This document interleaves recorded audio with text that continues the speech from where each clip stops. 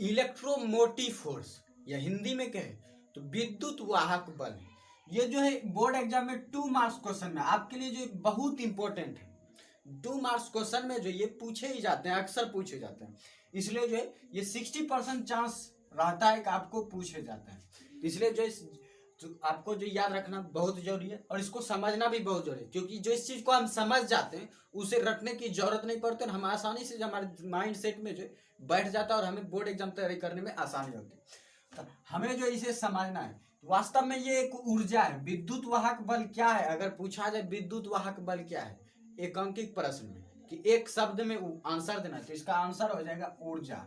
विद्युत वाहक बल एक ऊर्जा है, वास्तव में ये ऊर्जा है, लेकिन ये ऊर्जा जो है बनती नहीं है बल्कि ये खपत ऊर्जा है। ऊर्जा भी है लेकिन खपत ऊर्जा है, बचत ऊर्जा नहीं बल्कि ये खपत ऊर्जा है। और खपत किस चीज में होता है इस ऊर्जा का, इसको समझते हैं कि कोई भी सेल ले लीजिए, मान लीजिए एक सेल है और ये इसका ध्रुव है, ये हो गया ध्रुव 1, ये हो गया ध्रुव 2। तो यहां से मान लीजिए कोई आवेश, यहाँ ये ध्रुव ने जो फर्स्ट ध्रुव ने जो कोई आवेश लिया, आवेश की मान लीजिए मात्रा क्यू ली।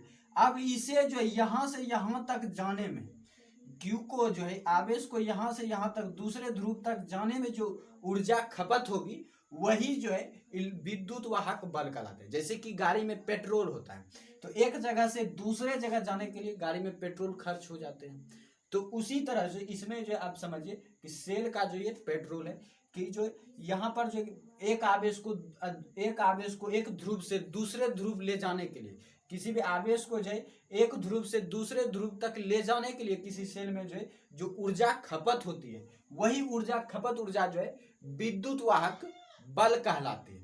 तो विद्युत वाहक बल जो है वास्तव में एक खपत ऊर्जा है जो कि आवेश को ढोने के क्रम में खपत होती है, आवेश को ढोने के क्रम में, वो भी किसी सेल में।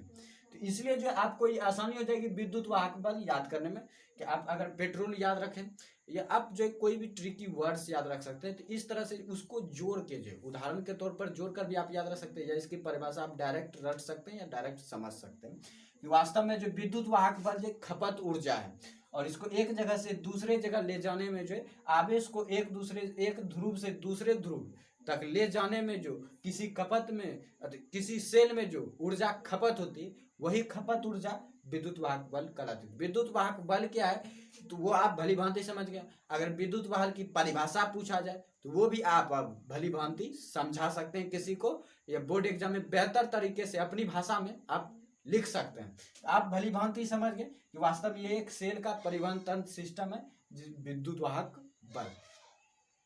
ये हो गया विद्युत वाहक बल। और विद्युत वाहक बल आप डिनोट समझते हैं कि इसको डिनोट किससे करते हैं, तो विद्युत वाहक बल को जो ई से डिनोट किया जाता है, विद्युत वाहक बल को ई से डिनोट किया जाता है और इसका ऐसे मात्रक वोल्ट होता है, इसका ऐसा मात्रक वोल्ट होता है जो कि जूल प्रति कूलम के बराबर होता है।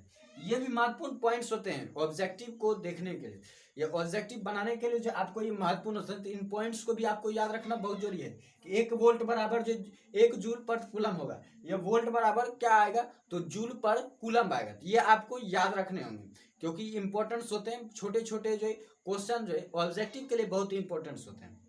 तो आप भली बात समझ गए कि विद्युत वाहक बल को इसे डिनोट किया जाता है और विद्युत वाहक बल का ऐसा ही मात्रक जो है वोल्ट होता है और वोल्ट जो है जूल पर कूलम के बराबर होता है।